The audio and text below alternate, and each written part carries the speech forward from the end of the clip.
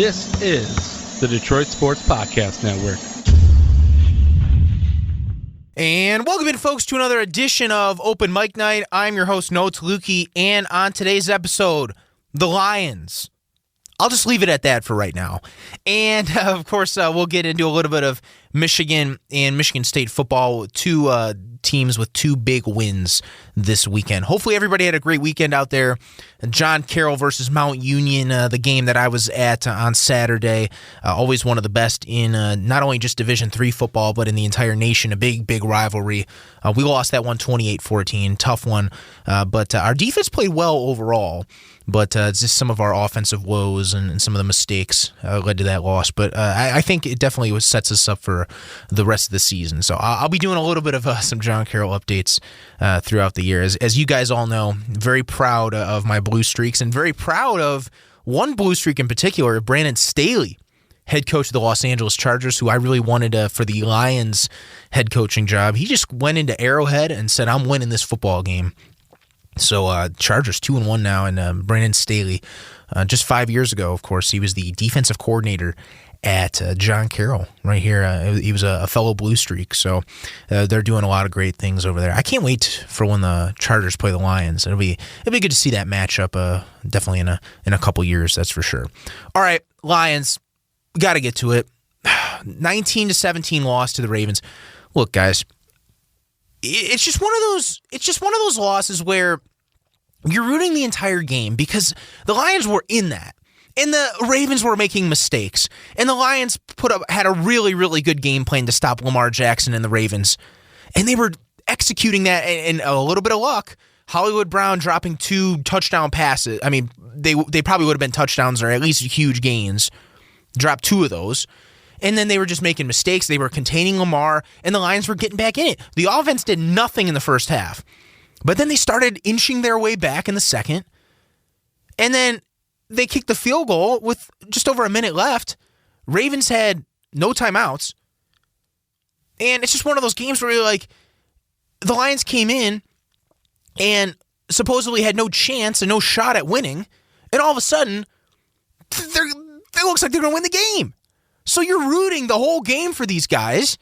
And then the last drive, you get them on 4th down at their own, 20, 25-yard line, whatever it was. And then the Lions allow the 4th and 19 completion at the 50-yard line. So then I'm there, 3 seconds, I think it was 7 seconds left. And my heart just sank when that completion happened. Sank. And then, Lamar throws it out of bounds, which, by the way, was a very blatant delay of game. Very. I was shouting at the TV when it happened. I said, delay of game. Shocked the referees didn't call that. Because, in the NFL, when it's like a millisecond off and the ball is snapped, the refs don't call it. But if it's a good second or second and a half, they'll call it. And it was a good second and a half, maybe even 2 seconds after the delay of game clock expired.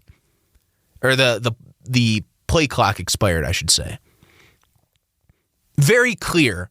And then threw it out of bounds. There was nothing there. So 3 seconds left. Justin Tucker on for the 66-yard field goal. As soon as he kicked that, it was pretty straight. And I remember thinking to myself, this dang thing might have a chance. And I saw it go off the crossbar, and just something told me that it was going to go in. I just said, oh my goodness. If someone videotaped my reaction to this game on YouTube and put it on YouTube like some of those fans do with their losses and all that, with their reactions, that might have gotten some hits. My reaction to that was just shocking. Like, I fell off my bed. I was sitting on my bed. I fell off my bed. Like, that's how bad it was. I just couldn't believe it. Not only because, of course it was a 66-yard field goal and set the NFL record, but this has happened before. This isn't even the first time this has happened in Lions history, where the opposing kicker comes in and breaks the NFL record.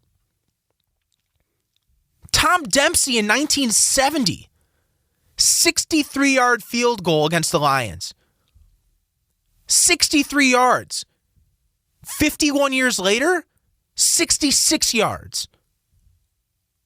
Oh my goodness. Then on top of that, Justin Tucker, he hit the 61-yard field goal in 2013 on Monday Night Football. For a second, I thought the road kicker curse, or whatever you call it, hit him. Because remember, he missed that field goal at the beginning of the game. And I remember thinking, because remember, we've seen Mason Crosby struggle at Ford Field. We've seen other kickers struggle. I thought maybe the curse of the road kicker got him. And, of course, the dude nails a 66-yarder for an NFL record at Ford Field. I liked how Justin Tucker after the game was like, I love Detroit so much that I want to buy a place here. It's one of those things where it's like only in Detroit. Only the Lions. What other team in NFL history has this happened to? Has losses like this happened to? And then on top of that, you get a little bit screwed with the delay of game. If that delay of game happened and if it was called correctly, the game would have been over because it would have been a 10-second runoff anyways. And there was less than 10 seconds on the clock. Unbelievable. Just as a fan, it's just so hard to go through this misery like this. I don't want to commiserate too much, but I just want to get that out there. 1917. The Lions were so close to winning that game. So close. Now, the last drive of the game, should the Lions have, tried to score a touchdown? Absolutely. The whole time I'm texting with my friend Charlie. Shout out to my friend Charlie. I know he listens to the podcast sometimes, and we always text during Lions games. I texted him. I said, we need a touchdown here. We need a touchdown because Justin Tucker has one of the best legs in football, and he can make a field goal from anywhere. Now, was I expecting 66? No, of course not. But I wanted to get a touchdown because that would force the Ravens to actually score a touchdown. They couldn't get a field goal to win. They would need a touchdown. And, of course, the Lions don't score a touchdown. And I thought, okay, well, a minute left. They just burned their last timeout. They wasted a timeout on that challenge. I mean, that was a very obvious catch by Khalif Raymond. So I'm like, we might have some luck now since, the Ravens basically wasted a timeout there. And then I was just like, all right, field goal, Ryan Santoso, a guy that was signed off the practice squad because Austin Seibert was not available. Well, career long was 29 or something. He makes a 35-yarder, basically an extra point, nails it, up by one with a minute left, just over a minute. No timeouts, getting pressure until the fourth down. So tough. So tough. Okay, so from a game perspective, I thought the run defense played well.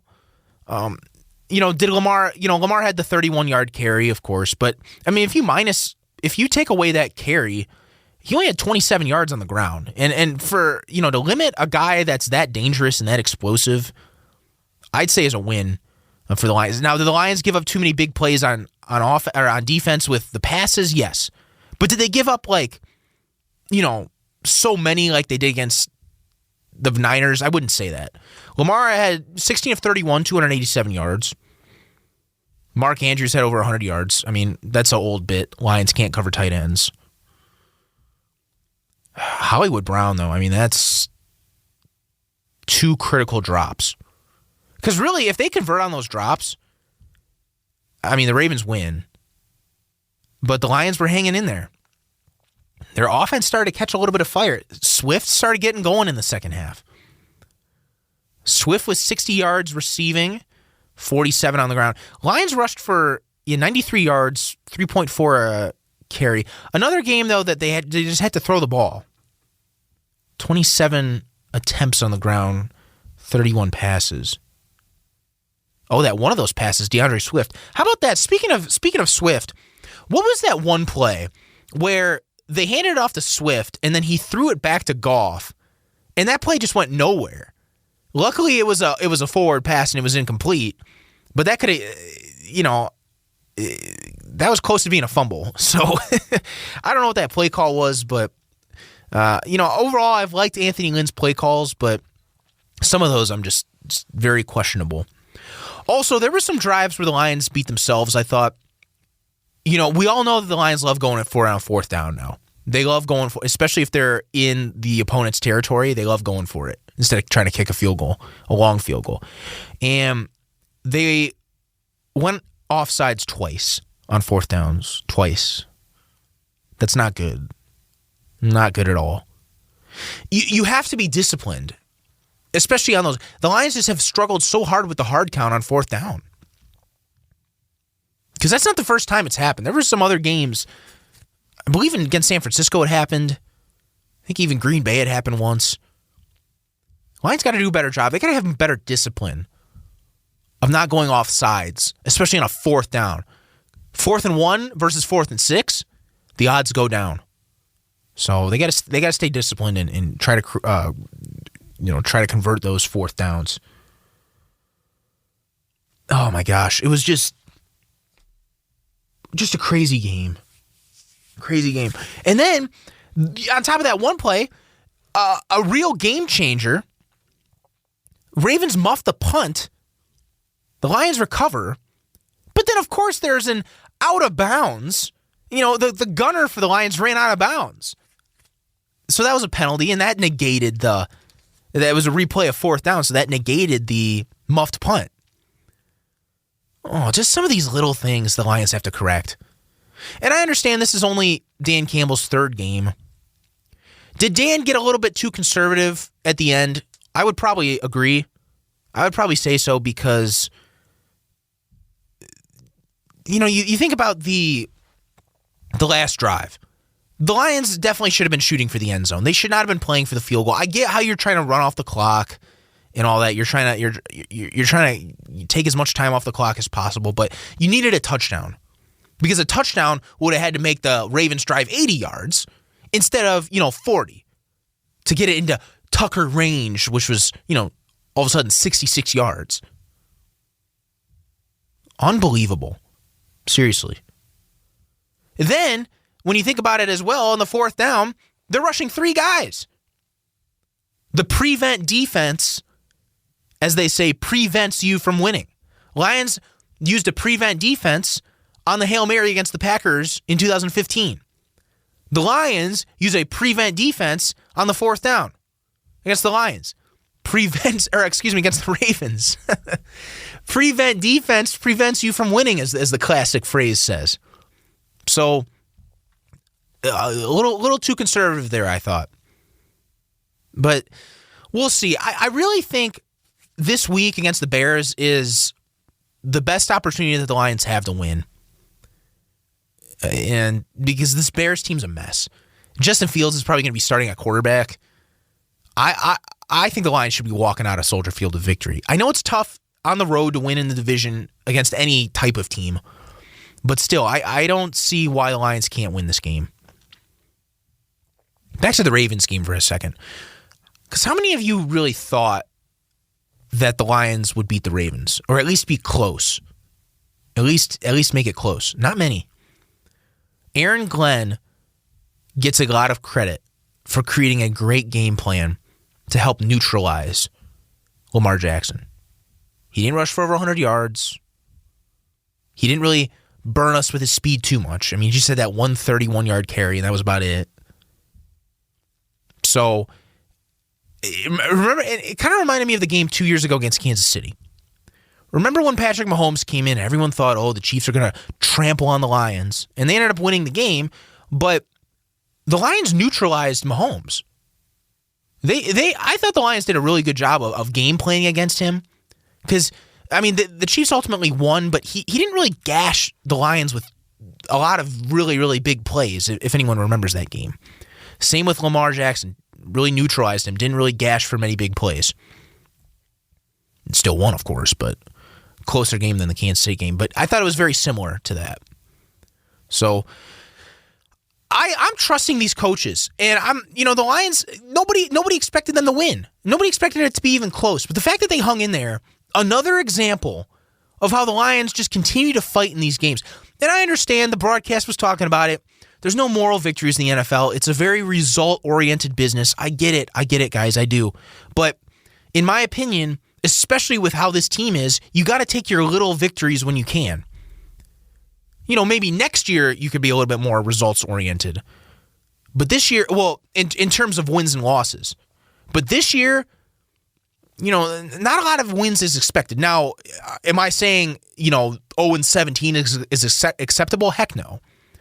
But if you can get, 4, 5, 6 wins and take your little victories here and there, I mean, I don't see a problem with that. And I know the NFL is different. It's a business, all that. But from where this team is right now, in my opinion, there was a lot of victories in that game.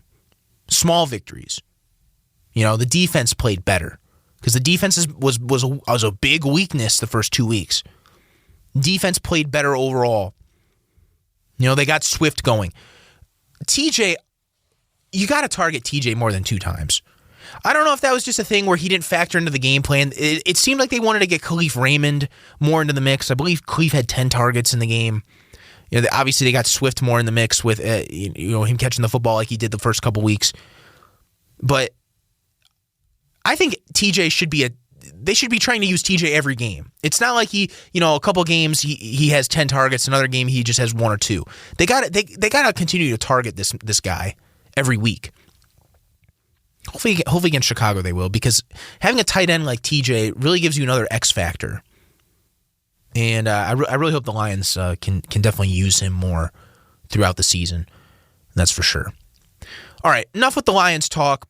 By the way, I will have a little bit of a break from the Lions, if you will. I'll actually be in Miami this weekend. I'll talk more about that trip next week. But if you remember my old friend Ben, my old Ben Mraz, who we had on the podcast last year, he's related to Don Shula, the winningest coach in NFL history.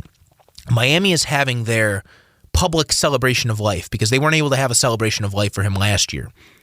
But they were able to have a celebration of life for him this year, and it's this weekend. And I was invited from Ben. So I'll be going down there to Miami, and I'll be recapping that trip for you guys next week. But I will not be watching the Lions game live because I will be at the Colts-Dolphins game at Hard Rock Stadium, watching the game, that game, and then they're having a big ceremony for Don that day as well.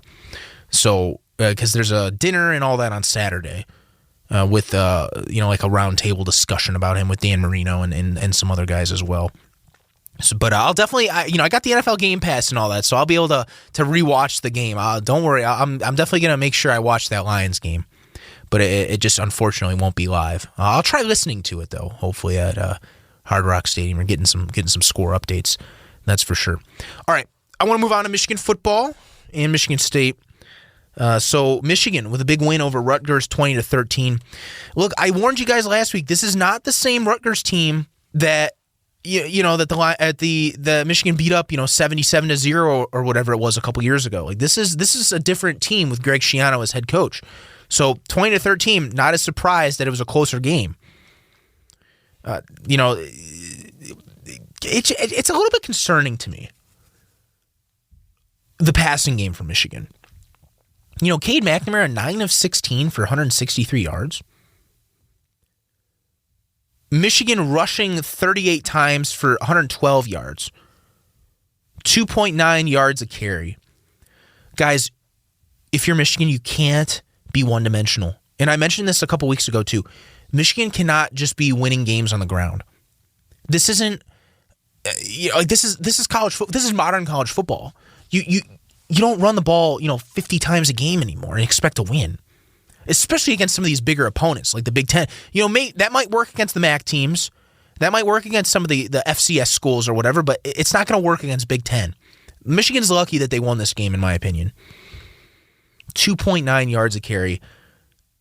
Nine completions. I mean, Michigan's got to develop a little bit more on the throwing the football. And if they want to win some games in the Big Ten, they need to throw.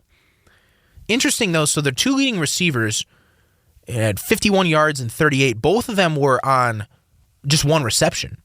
So Michigan does have some capability of creating big plays, but they're going to have to throw the ball more often. Rutgers threw 31 times compared to just 16 for U of M. So, like I said, they just have to get that passing game going. The defense is good, as we know. The defense under Harbaugh has not been the problem. 6 tackles for loss and a sack from Aiden Hutchinson. That guy just continues to feast. 2 forced fumbles as well for Michigan. So, overall, Michigan got the win. A win is a win. But, when they go to Wisconsin, when they go to Nebraska, we'll talk about that Michigan State-Nebraska game in a minute.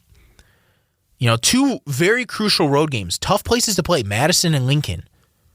So they're going to have to be on their A game. They're going to have to be multidimensional. They can't just be winning on the ground because that's going to be too easy for teams to figure out.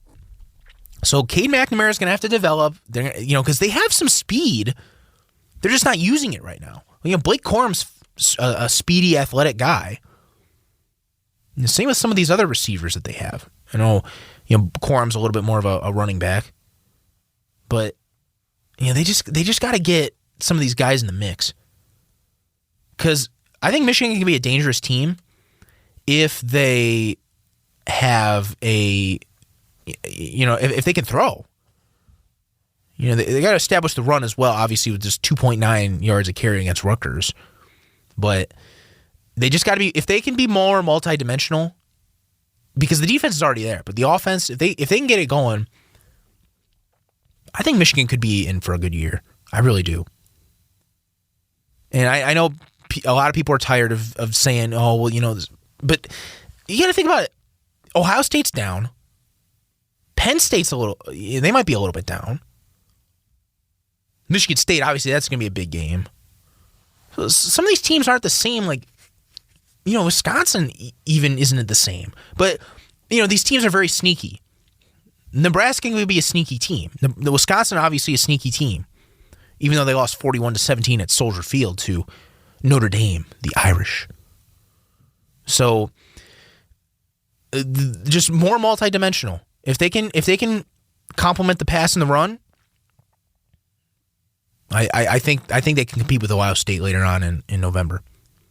But at Wisconsin, at Nebraska, Northwestern at home, and then the big one on October 30th at Michigan State in Sparty territory. So we'll have to see. But 4-0 win's a win. Michigan, they're perfect on the season. They're ranked as they should be. So moving on to Michigan State now. Of course, Sparty also 4-0. A big overtime victory versus Nebraska at home. Now, did they play perfect football? No, not by any stretch. But I'm telling you, Nebraska can be sneaky. They just seem to. There's just ways that they lose. They just lose in some of the weirdest ways. They're in some of these games. It's just they just can never finish. And I think that's the reason why. Because I think Nebraska is a better football team than their record is.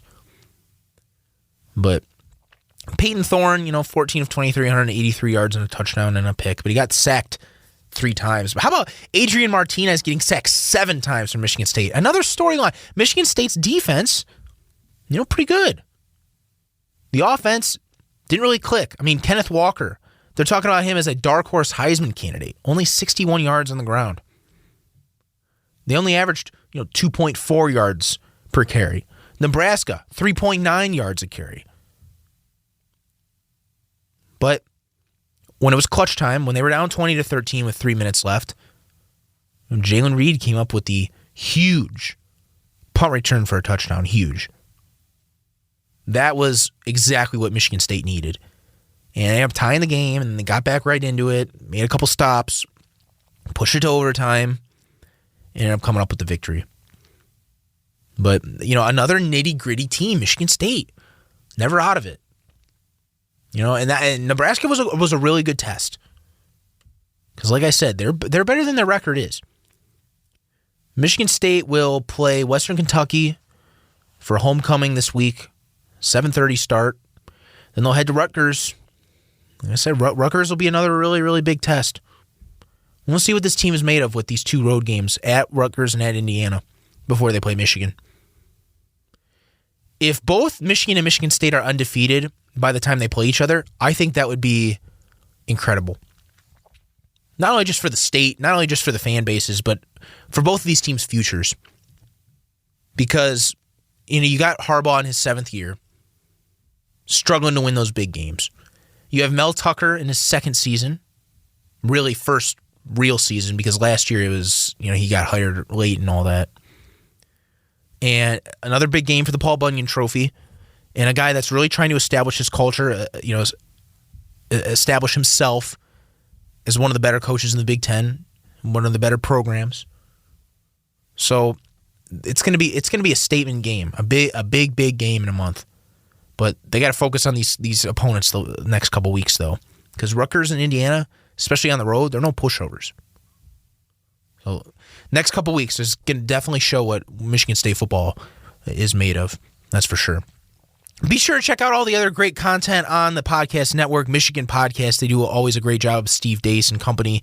The Fan Report. I know Pistons preseason starting up pretty soon, and just before we know it, they're going to be in the regular season with the debut of Cade Cunningham. And, of course, Doc and Jock, the wrestling podcast, the Practice Squad, all really, really good listens. I've definitely been listening to some of them lately, and they're all really, really good.